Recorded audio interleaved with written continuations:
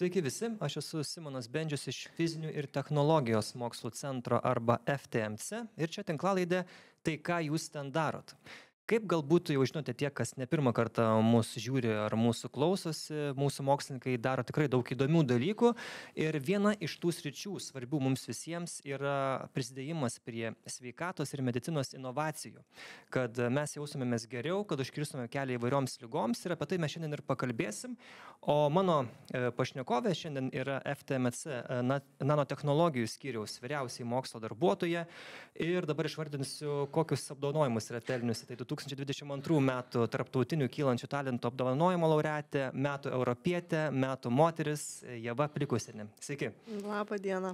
Tai va, ačiū, kad atvykot ir tiesiog galim pradėti nuo pirmojo tokio mūsų punkto, tai yra, kaip jūsų komanda padeda gerinti diagnostinius įrankius, tam, kad mes pamatytumėm netgi ne ligą, bet ligos užuomazgą arba tai, kas gali būti prieš tą ligą.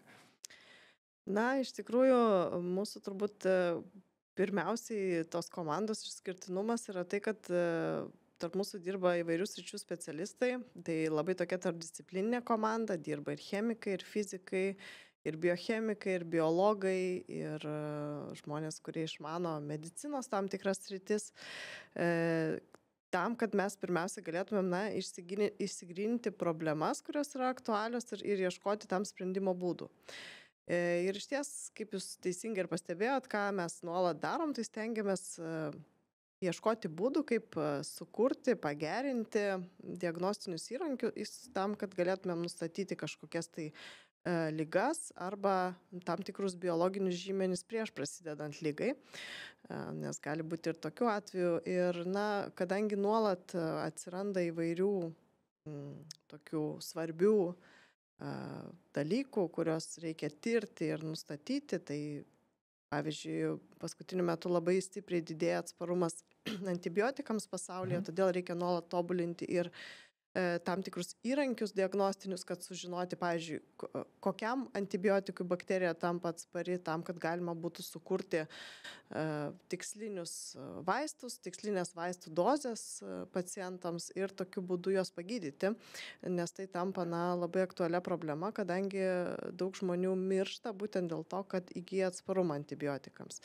Taip pat mes, ką darome su komanda, tai ieškome įvairių būdų, kaip galime charakterizuoti įvairias biologinės molekulės, kurias naudoja, pavyzdžiui, kaip vaistus, kurios gali būti vaistų kandidatai. Tai šitą irgi darome. Ir tam tikslui mes, ta mūsų komanda ne veltui yra tarpdisciplininė, o būtent dėl to, kad mums ir reikia įvairių sričių specialistų su labai skirtingomis žiniomis. Tai tam tikslui mes naudojam fizikinius metodus, o patys objektai, kuriuos tyrėme, yra biologiniai, biocheminiai. Taip galima pavadinti. Taip, apie visą tą galėsim išsamiau pakalbėti, o apie tą būtent diagnostikos ir ypač gal kaip tokios suasmenintos diagnostikos būtinybė yra dabar kalbama pasaulyje, ar ne, kad nepakanka tokio turėti vieno šablono, ar ne, pagal kurį tu tiesiog visus pacientus tam tikrus tyrimus padarai ir jiem tokie patį vaistų kiekį išrašai, ar ne, kad dabar einama link to, jog turi būti tas labiau priėjimas prie kas konkrečiam žmogui yra svarbu. Taip, iš ties dabar labai daug mokslo krypčių ir tarpdisciplininio mokslo krypčių yra nukreipta būtent į personalizuotą mediciną, kaip diagnozuoti, kad, pavyzdžiui, konkrečiam žmogui kažkokią tai būklę, ligą ar, pavyzdžiui, tą patį atsparumą kažkokiem medikamentam, kaip jie veikia, taip pat kaip sukurti, kaip pritaikyti dozes personalizuotas gydymui ir taip toliau. Ir čia iš tikrųjų labai svarbu tam turėti įrankius, kaip su to padaryti. Taip pat labai daug yra tokių tyrimų šiuo metu atliekama, kad galima būtų ir tobulinama labai daug yra įrankių tam, kad galima būtų nustatyti kuo mažesnės koncentracijas. Pavyzdžiui, jeigu turim kažkokį tai biologinį žymenį, kuris gali žymėti, tarkim, vėžio pradžią arba būklę prieš prasidedant vėžiui, reikia nustatyti kuo anksčiau. Tai reiškia, dažnai būna taip, kad ankstyvesnėje stadijoje ir mažesnė koncentracija gali būti to biologinio žymens žmogaus organizme. Tai kuo mažesnę koncentraciją mes galime nustatyti, tuo iš esmės mes galime anksčiau ir diagnozuoti kažką.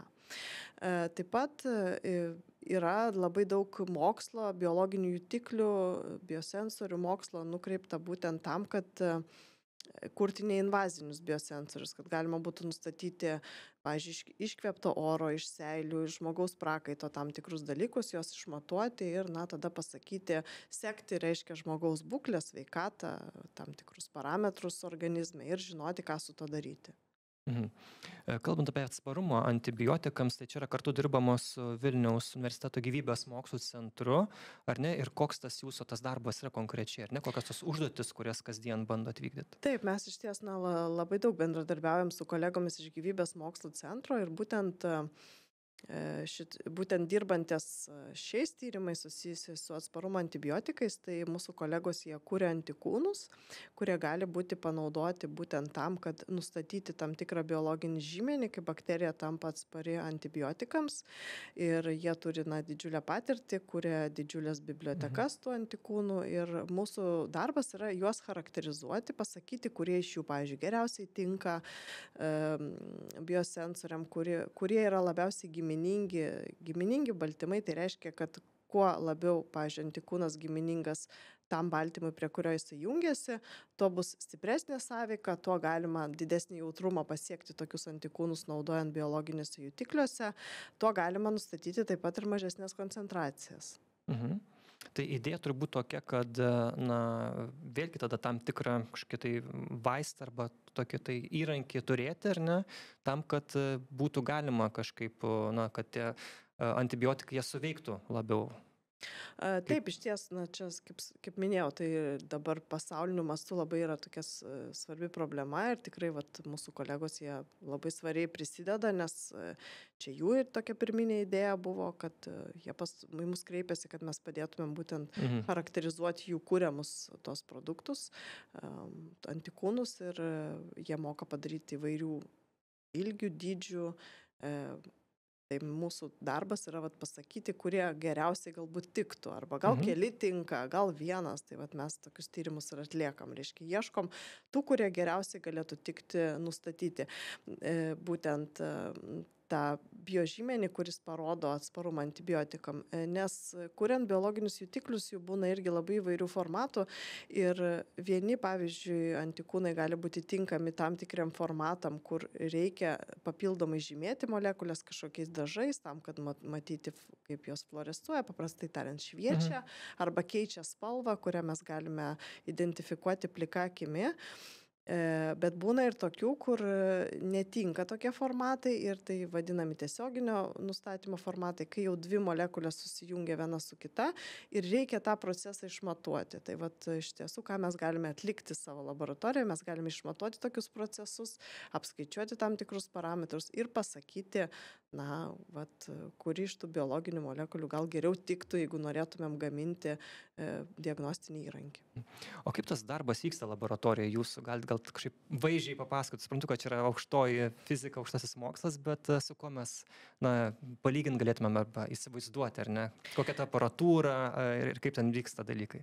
Iš esmės, taip, kai kas nors apsilanko mūsų laboratorijoje ir paprašo ką nors parodyti, tai dažniausiai tai būna pati sudėtingiausia dalis, kadangi tiek tos medžiagos, su kuriomis mes dirbame, jos būna labai mažais kiekiais, mažų koncentracijų ir mes praktiškai jų nematome. Ir kartais netgi, kai mes nusiperkame tas medžiagas, tai būna tam tikros dulkelės ir tai būna mėgintuvėliai, kurių sienelės padengtos tom dulkelėm, tokį kaip nematomą daiktą praktiškai nusiperkam.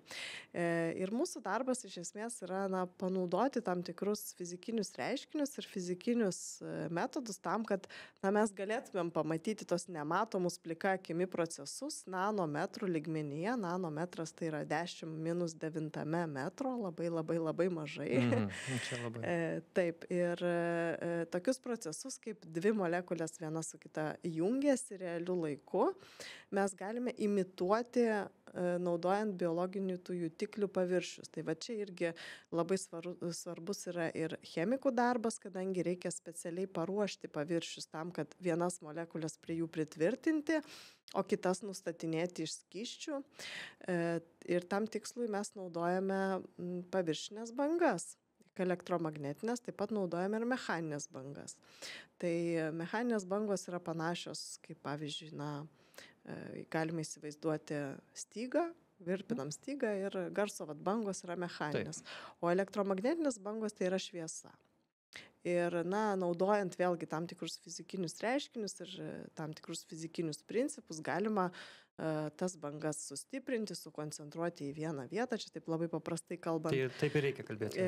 Ir jas panaudoti būtent tam, kad padidinti jautrumą, kad galima būtų stebėti tokius procesus, kurie vyksta labai greitai ir kurie vyksta tarp labai mažų molekulių.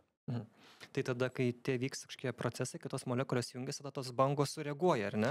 Ta jautri aparatūra. Ir tada jūs matote ekrane, kad kažkas jau čia pakito. Taip, mes matome signalą ekrane, dažnai tas, taip vadinamas žalias signalas, žalias ne todėl, kad jos spalva žalia, o todėl, kad tai vadinami žali duomenys, kurie dar nėra apdoroti ir kartais jie patys iš savęs dar neduoda visos išsamios informacijos. Ir didžiausias darbas paskui yra būtent duomenų apdorojimas. Ir ta darbo dalis, kuri man patinka asmeniškai labiausiai, tai yra, kai mes visi kartu, tie mokslininkai, doktorantai ir studentai iš skirtingų sričių, kurie dirbam ties tam tikromis tematikomis, mes susėdame kartu ir mes aptarinėjame tos rezultatus ir mes išsigryniname, reiškia, pagrindinius rezultatus, kaip jie atliepia mūsų pradinę idėją ir tada jau einame prie publikacijų rengimo, prie medžiagos, kurią galime pristatyti konferencijose ir būtent, atskleidžiame tai, ką naujo sužinojome. Tai rezultatai jie negali meluoti kažkaip. Ar būna, tarkim, kažkokių tokių, nežinau, lepsusų ar technikos kažkokių tai dalykų, kurie trukdo? Kartą man teko susipažinti su Nobelio premijos laureatė ir jinai pasakė vieną tokią labai man įstrigusią frazę, kad rezultatai niekada nemeluoja. Ir nenuvilia, kitaip tariant, nuvilia lūkesčiai. Tai jeigu turime kartais per didelius lūkesčius, kad kažkas idealiai eksperimente, ypatingai dirbant su biologinėm medžiagom, gausis kažkaip super idealiai ir taip, kaip tikiesi, tai dažniausiai taip nebūna. Nes dirbant su biologiniais objektais visada yra labai daug kintamųjų, labai daug žingsnių eksperimentuose. Eksperimentai yra pakankamai sudėtingi ir ilgi. Ir todėl kartais mes stebime procesus ne visai tos, kurios tikimės. Bet čia ir yra turbūt įdomiausia mokslo dalis, kad iš tų rezultatų mes galime pamatyti kažką tai naujo. Galbūt tai yra ne visai taip, kaip mes tikėjomės, bet kažką tai rezultatai vis tiek mums sako. Ir tai yra įdomiausia dalis, būtent atskleisti ką, nes čia reikia pasitelkti būtent įvairių mokslininkų žinias, literatūrą, gebėjimą mąstyti ir kūrybiškumą taip pat. Jūs ieškot būdų, kaip matuoti tai, kas vyksta mūsų organizme, arba tiesiog modeliuoti, ar ne, atkartoti kažkaip tam tikrus organizmo funkcijas. Galite apie tai gal irgi papasakoti. Būna turbūt kažkas tai, nežinau, molekulės ar kiti objektai, kuriais kaip įrankiai pasitarnauja, tarkim, kurie atvaizduoja tą organizmą.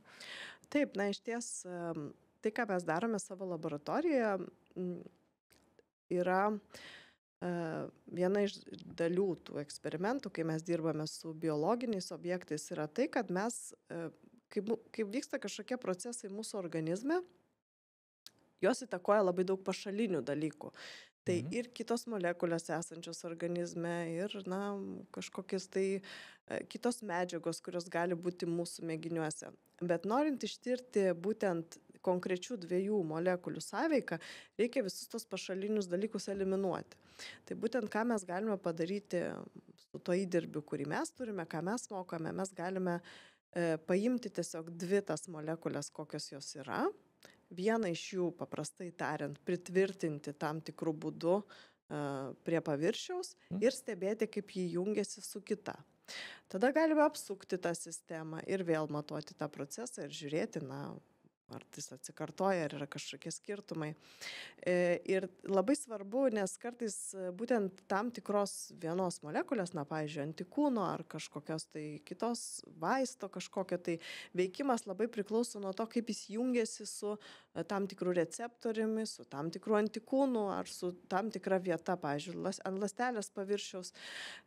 Tai tam, kad ištirti išsamei šitą procesą ir jį charakterizuoti, mes galime imituoti tokias sistemas savo laboratorijoje.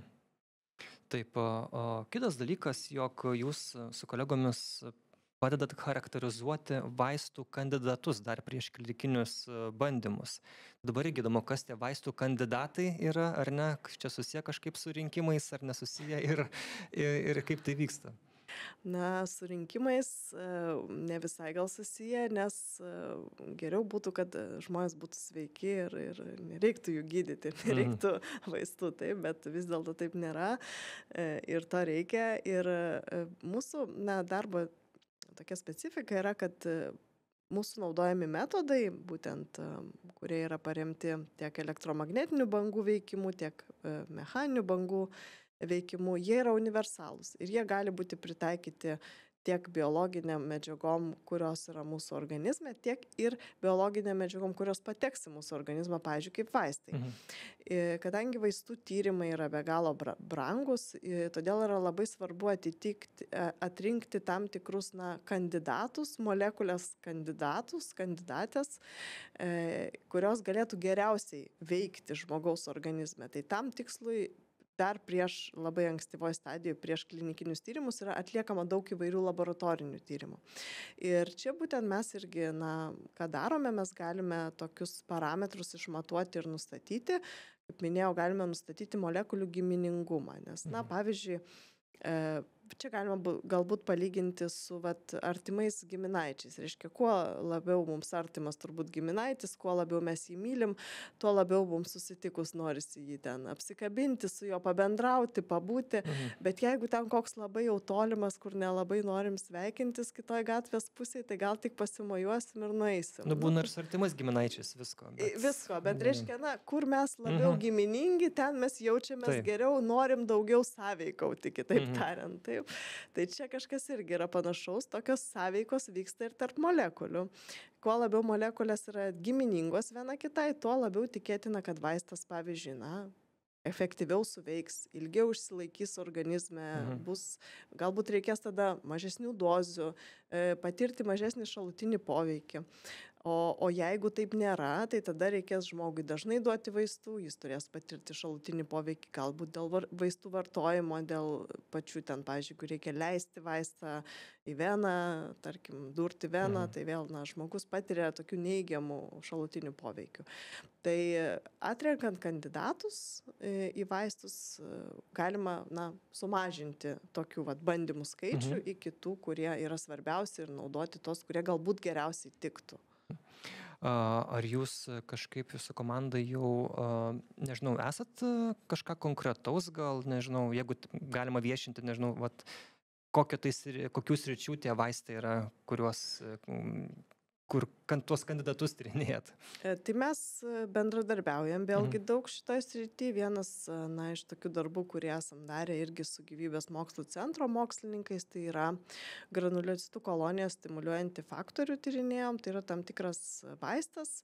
Aš labai nenoriu leistis daug į medicininį šitą veikimą, nes ne mano sritis, bet iš esmės tai yra vaistas padidinantis kraujo kūnelių skaičių ir jis yra vartojamas tuomet, kai, pavyzdžiui, žmogui duodama yra chemoterapija ir, tarkim, jo jau nukrenta tas kraujo kūnelių skaičius iki tam tikro lygio, kai jau nebegalima tęsti. Tada jį reikia atstatyti ir tas vaistas yra naudojamas būtent tam atstatymui, kad galima toliau tęsti gydymą ir taip pat dėl ir kitų ligų irgi, čia ne tik su vėžiu susiję. Ir rinkoje, esanti forma, jinai ir taip vadinama monomerinė, galima įsivaizduoti ją kaip rutuliuką, kaip kamoliuką, bet tokio vaisto žmogui reikia gana dažnai duoti, o tyrimai, kuriuos mes atlikome, iš tikrųjų parodė, kad tam tikri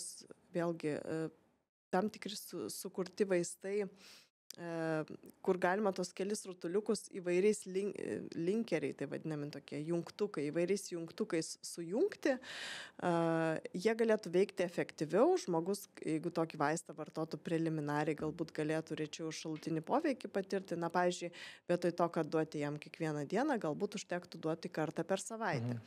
Tai tokių įvairių irgi tyrimų esame atlikę ir būtent mūsų metodais ir galėjome padėti atskleisti, kaip toks vaistas pagamintas iš 2 rutuliukų, o ne iš vieno, galėtų jungtis su receptoriumi, kuris yra ant ląstelės paviršiaus. Ar yra naudojama, ar galbūt jau kiek naudojama to dirbtinio intelekto tokiuose eksperimentuose? Nes vat, jūs buvote irgi minėjusi čia šiandien, kad jau net ir viena mokslininkė dirbtinį intelektą panaudodama nustatė, kur galėtų būti tiksliai, kurioje vietoje krūties auglys atsirasti, ar ne? Ir dabar jau čia toks perversmingas, sakykime, pasiekimas. Na taip, aš manau, kad tikrai labai šitas sritis ateityje vystysis neišvengiamai ir manau, kad tai yra tik tai gerai, kadangi mokslininkai sukaupia vis daugiau duomenų, tie duomenys yra publikuojami, taip pat dabar šiuolaikinis mokslas labai stipriai eina ir link to, kad duomenys būtų atviri. Ir aš manau, kad jeigu dirbtinis intelektas yra tinkamai apmokomas naudoti mokslinius duomenis, moksliniais eksperimentais gautus ir grįstus duomenis, tokiu būdu jisai gali labai padėti pagerinti ir diagnostiką. Tai vienas iš to, ką aš pasakau, tai buvo vaizdų atpažinimas, kažkaip dirbtinis intelektas buvo apmokytas atpažinti labai daugybę vaizdų ir galėjo numatyti, kurioje vietoje išsivystys auglys. Lygiai taip pat svarbu yra ir kad pernai metų Nobelio premija irgi buvo gauta už tam tikrą įrankį, kurio būdu galima numatyti bet kokią baltymo struktūrą. Ir tada, žinodami, kokio baltymo mums reikia, mes galime jau jį pasigaminti, žinodami jo struktūrą, taip, tarkim, laboratorijoje ir jau tikslingai pritaikyti tiek diagnostikai, tiek gydymui. Ir čia labai yra svarbu, ypač, jeigu vėl susidurtumėm su naujom pandemijom ar su naujais virusais, nes tai gali būti irgi, labai efektyvu, jeigu mums reikia sukurti greitai diagnostinius įrankius, nes, jeigu staiga atsiranda kažkokia infekcija ir reikia ją nustatyti, tai pirmiausia reikia žinot, kad ten tikrai yra ta infekcija. Tai pirmas žingsnis link gydymo, reikia žinoti, kuo tu sergi, o tam, kad žinotum, kuo tu sergi, reikia turėti kuom išmatuoti, nustatyti tą tavo ligą. Taip, jutikliai turbūt čia yra viena tokių pagrindinių ar nesričių ir tokių stipriųjų pusių nanotechnologijų skyriaus, kas yra daroma, ar ne, ir ką jūs konkrečiai darot. Taip, bet nėra tikrai vienintelė, mes taip pat, kadangi esame nanotechnologijų skyrius, tai tyriam ir nano medžiagas, tai kaip minėjau, nano, tai labai mažos. Tai mes tyrinėjame ir įvairias nano medžiagas, kurios gali būti panaudojamos paviršiams, tam, kad ir stiprinti biojutiklių signalą, gali būti panaudojamas ir kitiems tikslams, tai ir ploni labai sluoksniai, ir kažkokios tai struktūros, ir nanodalelės, tai labai įvairių irgi atliekam tyrimo skirtingų. Covidas jau praeitie, jau viskas, jau nebereikia nieko ten, ar dar reikia? Dar turime likusių tam tikrų irgi projektų, dabar galbūt labiau Covido baltymai ir tai, kas susijęs su jų tyrimais, kadangi labai daug tyrimų buvo atlikta, tai dabar labiau galbūt naudojami jau kaip modelinės sistemos, nes vis dėlto per gana trumpą laiką mokslininkai tikrai daug labai sužinojo apie tai, bet yra ir panašių sistemų į tai visada gerai yra turėti informacijos, kaip galėtų būti. Nes vienoje klausė, tarkim, kokios gal toks pagrindinės ar net tokios gerosios praktikos arba pamokos buvo išmoktos per pandemiją ir būtent per tą visą tokį tikrai intensyvų jūsų darbą. Pirmiausia, aišku, kai prasidėjo pandemija, tai turbūt panaudojom visą tą įdirbį, kurį jau turėjom iki tol, tai tas buvo tikrai efektyvu, bet taip pat daug ką sužinojom ir dabar galim ir kitokiom sistemom taikyti ir naujų projektų dabar galvojam irgi ir taip pat vėlgi grįžtant prie tų pačių diagnostinių įrankių, kaip paviršius pagerinti, reiškia, kaip padaryti paviršius, kurie būtų labiau selektyvus, nustatyti kažkam ar jautrumą padidinti tų pačių biologinių jutiklių. Kaip šiaip sekasi kiekvieną dieną tose laboratorijose ir bandymuose? Kiek yra sėkmių, kiek yra nesėkmių? Kiekvieną dieną tikrai būna įdomu, nes visą laiką kažkas tai vyksta, pas mus darbas vyksta tikrai gana intensyviai, nes prietaisai nuolat dirba, yra daug žmonių dirbančių ir daug bendradarbiavimo to tarpusavį. Ir šiandien irgi teko lankytis laboratorijoje, ne visai pavyko taip eksperimentas, kaip tikėjomės. Tai dabar daug mąstysim, kodėl mums nepavyko taip, kaip tikėjomės. Turėsim ir literatūrą persižvelgti, ir tarpusavėje padiskutuoti. Bet iš ties būna visada įdomu, nes turbūt įdomiausia ta dalis, kad mes visi kartu tai darome. Tai mokslininko darbas nėra toks individualus mūsų srityje, nes mes dirbame eksperimentinėje srityje. Tai vis tiek mes turime daug sąveikos tarpusavėje, reiškia daug kartu pasidalinti mintimis, pasidalinti aptarimais. Tai man, pavyzdžiui, visada patinka, aš kai su kolegom galiu aptarti, pagalvoti, aš paskui išeinu iš darbo, vis tiek dar galvoju, taip nesigauna atsijungti.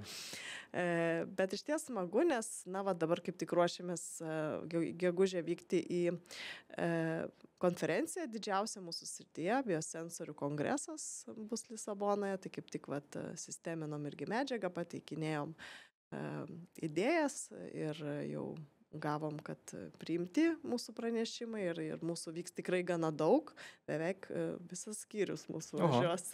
Galite skleisti ką iš savo pusės, ką pristatysit? Pristatinėsim iš tikrųjų tiek rezultatus iš savo naujausių publikuotų darbų, tiek iš dar daromų darbų, tai irgi bus susiję ir su nanodalelėm, ir su virusais, kaip įvairūs imuniniai kompleksai, kurie susiformuoja tarp viruso dalių ir antikūnų, pavyzdžiui, gali veikti tam tikras ląsteles, pristatinėsim kokios naujos nanomedžiagos, kaip jos gali būti panaudotos būtent su mūsų tyriamais, mūsų naudojamais metodais tyrimams. Daug bus pranešimų. Super, turėsim apie ką pranešti irgi tada. Taip, mūsų turbūt apie 10 važiuos. Oho. Taip, ir dar vienas dalykas įdomus tas, kad lamų, tų gyvūnėlių mielų nano antikūnai gali padėti ir žmonėms. Ir jūs taip pat čia įsitraukus į vieną projektą, čia buvo pradėta prieš porą metų, tas projektas jis vis dar tęsiasi, kiek aš suprantu. Taip, čia mokslininkų grupių projektas, tai jis tęsiasi 3 metus. 3 metus, taip. Taip, iš ties, lamos ir ne tik lamos, apskritai kupranugarių šeimos gyvūnai, jie labai yra įdomus tom, kad jų imunitetas gamina tokius panašius antikūnus į tokius, kaip gamina žmonių organizmas, antikūnai, tai nežinau, kiek čia klausytojai apie tai žino, bet tai yra tokios kaip, Y formos tokios molekulės, lyg turinčios 2 rankytes, su kuriom jos gali prisijungti, pavyzdžiui, prie virusų ar bakterijų kažkokių tai dalių ir, jas, pavyzdžiui, neutralizuoti, padaryti, užblokuoti taip, kad jie negalėtų patekti toliau į ląstelę, paprastai tariant, negalėtų mūsų susargdinti. Kaip tokia sargyba, gynybos armija. Taip, tai yra viena iš mūsų imuniteto sargybos linijų, tokie antikūnai, kurie ateina, reiškia, į kovą su jau tom infekcijom. Ir kodėl jie yra tokie svarbus, nes tai yra bene paprasčiausiai pamatuojama toks, paprasčiausiai nustatomas iš su imunitetu susijusių biologinių tokių molekulių, nes ten ląstelių atsaką ne visada lengva išmatuoti ir taip toliau. Antikūnus nustatyti yra jau išdirbta nemažai metodų. Ir antikūnai gali būti naudojami tiek diagnostikoje, tiek, norint nustatyti, ar žmogus įgijo imunitetą kažkokią infekciją. Po skiepo ypač, ar ne? Po skiepo arba po persirgimo. Pavyzdžiui, kaip mes žinom, kad tampame atsparus, išmatuojam, ar turime antikūnų. Taip. Tuomet jie taip pat gali būti kuriami laboratorijoje, ne tik nustatomi iš žmogaus organizmo, bet taip pat ir tam tikrais dirbtiniais būdais padaromi laboratorijoje ir tokie antikūnai gali būti naudojami irgi gydymui, kaip vaistai irgi. Dažnai tai būna labai brangus vaistai, todėl vėlgi reikia labai išsamių tyrimų, kuo ankstyvesnį stadiją nustatyti, kurie ten tinka geriau. Bet būtent lamos ir kupranugarių šeimos gyvūnai, jie yra ypatingi tom, kad jų organizmas gamina tokius labai panašius į žmogaus antikūnus, bet taip pat gamina ir tam tikrus dar mažesnius, vadinamus nanoantikūnus. Ir tie nanoantikūnai, jie pasižymi tom, kad jie gali labai efektyviai prisijungti, nes yra mažesni, labai greitai, labai stipriai ir, gali labai gerai blokuoti tam tikras viruso, pavyzdžiui, arba bakterijų ten dalis, kurios atsakingos už tai, kad jis patenka toliau į ląstelę. Tai lamose ir antikūnai užpuola tą virusą ir dar tie mažiukai taip pat irgi priskabina. Taip, gali būti keli. Ir tokius lamų antikūnus galima pagaminti laboratorijoje iš tam tikras bibliotekas, dirbtiniu būdu vėlgi, ir jas panaudoti. Sukurti iš kažkokių kitokių. Taip, tiesiog išgrynti. Yra tam tikros ten metodai, aš labai gal irgi nesiplėsiu, nes nėra nėra mano sritis. Dirbtinė lama ten. Kaip. Jo, nu tai gali, pavyzdžiui, nežinau, galbūt iš kitų ląstelių pagaminti lamos antikūnus. Ir tokie antikūnai gali būti irgi labai efektyviai panaudoti kaip vaistai ir taip pat labai gali būti efektyviai panaudoti diagnostikai. Ir vėlgi, na, ten, kur yra labai didelis poreikis greitai ir efektyviai nustatyti kažkokią tai ligą, tai reikia ir turėti, kad jeigu mes norime tą padaryti, kuo efektyvesnę molekulę, su kuria mes tą nustatinėsim. Tai čia gali pasitarnauti irgi tokie mažiukai antikūnai. Gerai sekasi šitas projektas? Kaip? Kai kur sekasi, kai kur dar kaip tik susiduriam ir su nesėkmėm, bet čia turbūt neišvengiama mokslo dalis, kad, kaip sakiau, rezultatai yra tokie, kokie yra, o kodėl jie yra tokie, tai čia jau mokslininkai turi suprasti. Man vis laik įdomu, kaip iš kur kilo ta idėja, kad čia mes dabar patikrinkim lamos, žodžiu, antikūnius ir patirinėkim. Iš tiesų šito projekto tikslas yra palyginti, kaip su tam tikrom viruso dalim gali sąveikauti ir jas nustatinėti lamo antikūnai ir tokie, plačiai naudojami antikūnai, kur, kaip minėjau, tokie didesni ir, reiškia, kuo skiriasi jų efektyvumas, nes, tai yra tokia gana nauja sritis ir norint turėti vėlgi modelinės sistemas tam tikriem diagnostikai tam tikrai, taip pat yra svarbu naudoti ir naujai kūriamus tiek biologinės molekulės, tiek nanomedžiagas ir taip toliau. Aišku, visą laiką mes norim, kad būtų kuo greičiau, kuo pigiau ir visa kita. Ir aišku, kai mes girdime apie tokius tyrimus, arba kad, tarkim, kur nors jau Jungtinėse valstijose jau, tarkim, yra kažkoks tai vaistas nuo vėžio arba panašiai ir laukiam, kada čia pas mus, kada bus visiems prieinama. Tai jūs tame esate, tame mokslo pasaulyje.